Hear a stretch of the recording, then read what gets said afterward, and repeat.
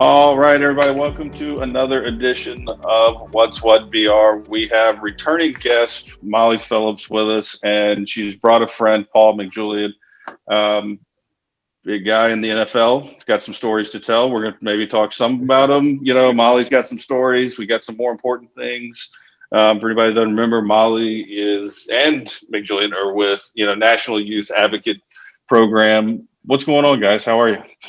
Great, thank you. Good to be back, and happy spring to everyone. And May, a busy month. We're here to talk about National Foster Care Awareness Month, which is in May. So that's what we're going to talk about today. Give you a little update about NIAP and see if we can recruit some more parents. Thank you. Yeah. So, how's it going for you, Paul, over there? Everything's wonderful. Thank you guys for having me, and thanks, Molly, for inviting me to participate in this wonderful thing that we're trying to do for Foster Care Month that's upcoming. So, looking forward to chatting with everybody and answering any questions you may have. Yeah.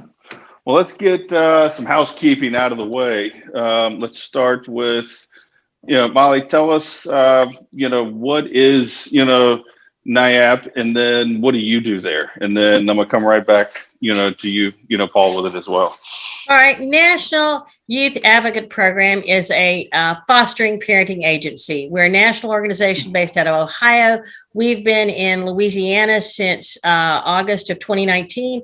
And what we do is we recruit and provide pre-service education for foster parents, train them, license them, and then we place children with them. And we license therapeutic foster parents for children that might have a little bit higher needs. So all our children come from the state. We place them in homes and families. That's our mission. We want children with families and not in any kind of institutional type care. And so that's our mission. And that's what we do. And we are in need of families. We have some families. We service anywhere from Baton Rouge, Lafayette, everywhere between, down to New Orleans, over to, as far as Covington, anywhere we want foster parents. We train them. Everything's virtual, online. It's easy. We are there and with you every step of the way. So we are in need of foster parents of all ages, all backgrounds. We're very open to any foster parents, couples, married, straight, gay, doesn't matter to us as long as you got a high school diploma and pass the background check and you're financially secure and can meet your economic needs every month and have an extra bedroom and are willing to go through the pre-service and the home study process where we talk to you, ask you a few questions and get to know you and license you, you're good to go. And so we need more people to do that, to open their hearts and homes to families. Yeah, we do need more of that. I think we even talked about I need to get myself in gear on that one. So, Paul, give us what are you doing over there? Well, Molly touched on a lot of what we do, but what I will say in regards to our organization is that it's nice because we're kind of a one-stop shop. So we have a lot of things that we do all under one roof. So we offer the 24-hour on-call assistance to our families. We offer, of course, the treatment part of it. Molly, of course, does all of the licensing and all of the classes and the training that all of the family needs. So we kind of put everything in perspective, but it's kind of like just shopping in one place to be a wonderful foster parent to give back something to a child that is in foster care without having to find all of these different resources and things that you need outside of our organization, because we're able to offer all of these things, which Molly talked about in some depth. There is more, but she touched on the basic necessities of things that will get you started and some of the things that you'll need to become a foster parent with the National Youth Advocate Program. Paul picks up the ball after I'm finished.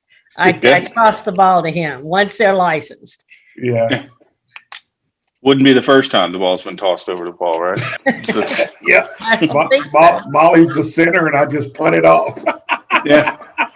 There you go. So for anybody that doesn't know, I'm not the historian by any means, but Paul played a little stint in the NFL. Was it over at Green Bay? Is that right? If I remember it.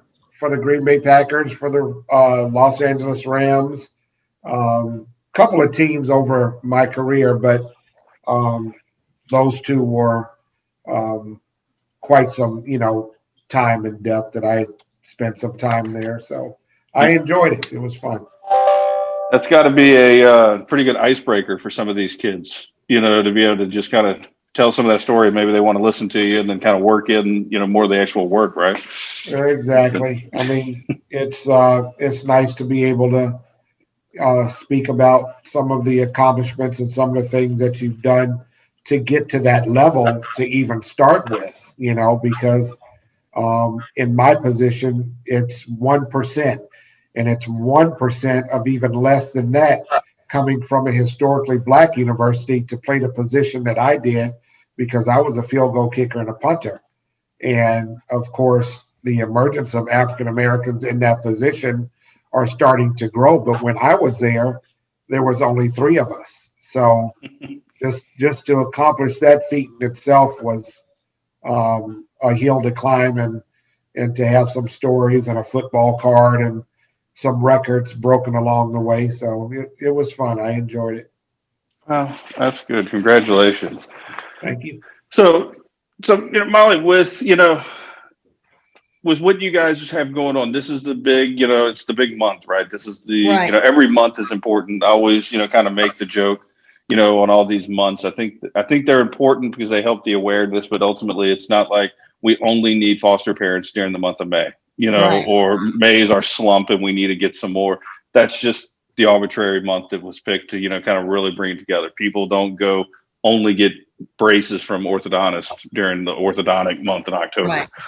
So, what is, we've said it, it's real simple. You guys have an online program, that parents, not necessarily parents, anybody, families can go through now that COVID's around. You've got this online you can run through, and Right. looking for really that willingness, to help, to serve, and to fill that need, because I think last time we talked, I don't know if you have the numbers, but it's pretty staggering how many kids are in, the foster care system that people don't think about, because it's one of those out of sight, out of mind kind of things. Yeah, I mean, on average, there any given day, there are several hundred kids in foster care in our area, and there are thousands of kids in the state, and there are needs. I mean, we get emails from the state. My boss, the program director, Kristen Tordoff, gets emails every day.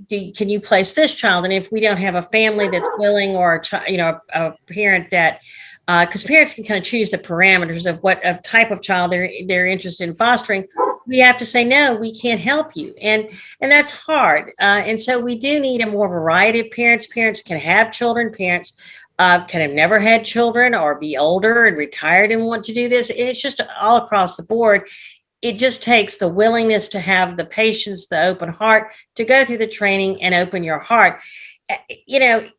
Foster parents play an important role, but we need to appreciate, part of Foster Parents Awareness Month is to appreciate the dedication and the hardness. And, being a foster parent is very rewarding, but it's also very hard work.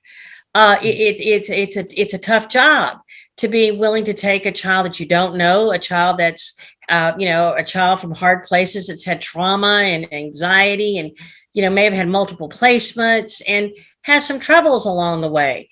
And so we want to, provide that home. And so those parents that go through this training and make the commitment really deserve, a pat on the back and appreciation, because they're the backbone of foster, our agency, or our foster parents, and the work they do. Paul, as treatment coordinator, supports them. He supports the children, and he continues to make it work. Like Paul said, we're on call 24/7 every day at the year, every month, holidays. And so that's what's a little bit different about NIAP. We support our families. We will go out there anytime, day or night. If you need us and we can't resolve it on the phone, we're there for you. And so that's a little bit different about our agency from the state. State always doesn't kind of react as immediate as we do. And they're understaffed. The state is highly understaffed, and stretched thin. And that's part of the reason why we as an agency came into Louisiana, is to help fill that gap and that need. And, we're growing, and COVID has kind of had, given us some issues there with reaching the public, but we're overcoming it. And now that things are opening up, we hope to go to churches and civic organizations and events and have our table and do recruitment and let people know that we exist and that we need foster parents. It's such a dire need in Louisiana.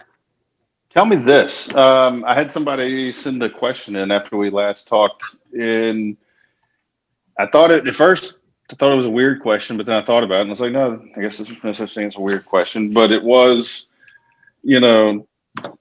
trying to figure out, can a family, when you have a foster, if you've got a foster child with you, are they able to travel Yes. with that foster, child? Or is it like you've got I hate to say it's not like a parole officer, right? You've got to get permission to leave. You can absolutely. A child can go to Disneyland. They can go to Gulf Shores or Florida beaches, mountains, wherever you want to go. You just have to let us know ahead, kind of make preparations. Paul does more of this than I do. He can probably address this better, but you have to let us know a little bit in advance. And then Paul, kind of you fill out the rest of that, because you do that more than I do. Well, basically, what they do is exactly what Molly just mentioned in short, but they just make sure that we know their accommodations, where they're going to be staying, what they're going to be doing, some of the activities that are going to take place, not to be per se, like you mentioned, maybe a parole officer, but just so we know what they're going to be doing and some of the things that the kids will be enjoying while they're on vacation or whatever it may be. One day might be a trip to the zoo, one day might be a trip to the museum, that type of thing. So just as long as we know what their accommodations are, in case there's an emergency, and we're able to step in and help and be there for them in case something like that were to happen. Yeah, we've had foster parents take their kids to Fort Walton Beach for a week. We've had them take them to Cajun Isle, or whatever that kind of theme park is near between Lafayette. Cajun Palms. There you go, Paul. And they've ridden go-karts and done the water, swim park thing, and they've had a great time. So no, we encourage that. We want normalcy. We want children to do things that normal families and kids would do. And no, it's great. They do wonderful activities for children. So that's highly appropriate, and we want people to do that. I even pick them up, Mr. Brandon. I take them to on outings. I took two of the kids to on an educational jaunt, I guess, of downtown Baton Rouge to show them the USS Kidd and the old state capitol and some of the plantation homes and those types of things, and take them to lunch, and took them on a educational tour of the LSU campus and spoke to them about college and maybe some of the things that they want to do, or because sometimes they haven't been exposed to these things, but to expose them to them gives them an idea of what's out there, and they're able to see all of the wonderful things that they're able to look forward to as they get older. And I'm thinking, Molly, I think we talked about this last time, but I just want to make sure every opportunity we have to, get a message out, assuming, we're reaching new people. Isn't there also, or maybe this could be, Paul or whoever take this, there's also a need, not necessarily for someone to make that, I'm thinking right, not to make that big commitment to where I'm going to bring in, a child permanently, or for this long amount of time. But it's the situation where it's like, we need to place a child even just in a temporary, place. Yes. That's not it's a 10 o'clock at night situation where it's like, where can we place this child? Because we don't want them sitting in a group home if we don't have to. That's called emergency placements. And we do need foster families that are welcome, that would open us their home to do a welcome placement or it's called an emergency placement. An emergency placement typically is anywhere from 2 weeks to about a month. And it's only a month. I mean, because they have to take that kid in, like you said, that child in quickly. and they need a home temporarily to take that child till they assess everything, till they can find a permanent placement for that child, so that you can be what's called an emergency placement, or you can be a foster parent that does what's called respite care, where you go through all the training, all the background stuff, but you might only provide care for the weekend. Like if foster parents just need a break, want to go away for a few days or a night overnight, have some space to themselves, they'll take the child for that respite care, and they get reimbursement. All of our parents get reimbursement for taking care of children, because it is an expense, and most of that funds goes towards taking care of the child, obviously, but respite parents get that reimbursement as well. So yes, we need parents for emergency placements for a month. They're up to a month. We need parents that would provide respite care for the weekend or a couple of days. Or if the parents got sick and something happened and they had to go to the hospital maybe for a week or so, could you please take my child? I don't have anybody to watch these children. They would do that. So yes, you can do the short term and not have to do the longer term placement as well. Those are all needed. And what this training that we talked about, for someone who's interested, how long is this online course, or to get this license? It's the therapeutic foster parent training is 12 sessions, and they take anywhere from about an hour and a half, 2 hours, depending on how fast that, I work with their pace, and I work with their schedule. So it's going to be at least about 12 hours. And then there's a few other trainings that they have to go through online, and they have to have first aid and CPR. And we provide that through the American Red Cross. Online training, it's 4 hours. So give or take, everybody could do it in about a month to 6 weeks. I could spread it out because I do it on their time. I don't say, well, you have to do it, all Saturday at 8 hours or whatever. I work with parents. So it's easy for your schedule at your convenience. And I teach on the weekends, nights, weekdays, weeknights, whatever. So I work with that particular foster parent's individual schedule and get them trained in about 4 to 6 weeks and get them licensed. There you go. So I think it's something easy that somebody can do. You're there to help them train. We've got moms who, have a big heart. We can talk, have them come sign up and drag the husband along, and they can go talk to Paul about football stories, down the road, whatever it needs to. But it's an easy, it's not a hard, ask. It takes a little bit of a commitment, but anything worth it does. So it just takes being open and patience and wanting to do this, because it's, like I said, there's such a huge need, and there's so many children, and the COVID has not stopped that. In fact, it's probably even grown more in COVID. More teenagers are being, need care. So we do need parents, desperately need parents, and want people, and give it a try, and open up your home and heart. Well, I tell everybody, you got more important things to do than talk to me. But I appreciate both of you guys dropping in, helping some awareness. Hopefully we can, if we can get, one family to open up their doors and hearts, it's worthwhile. So that's right. I appreciate both of the work you guys are doing, everything. And we'll do what we can. Thank you guys for coming by. You've got my contact information. I'm sure everything's on there. So they can contact me at mphillips@nyap.org or 225-335-1272 anytime.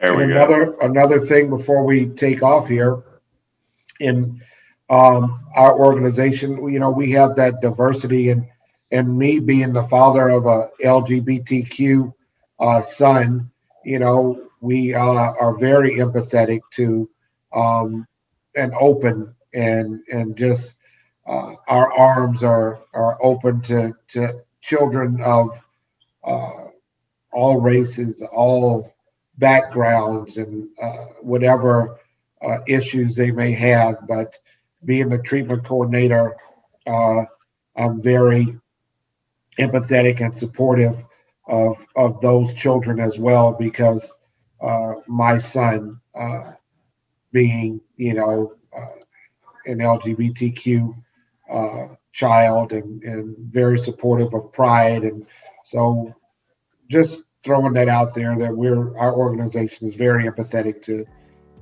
everything. So that's right. Absolutely. Very inclusive. Well, I appreciate it. Guys. Thank you, Brandon, so much. Love to have you back. We'll do it again. Keep getting some little updates. Let's talk soon. Take care, guys. Bye-bye. Thanks for having us.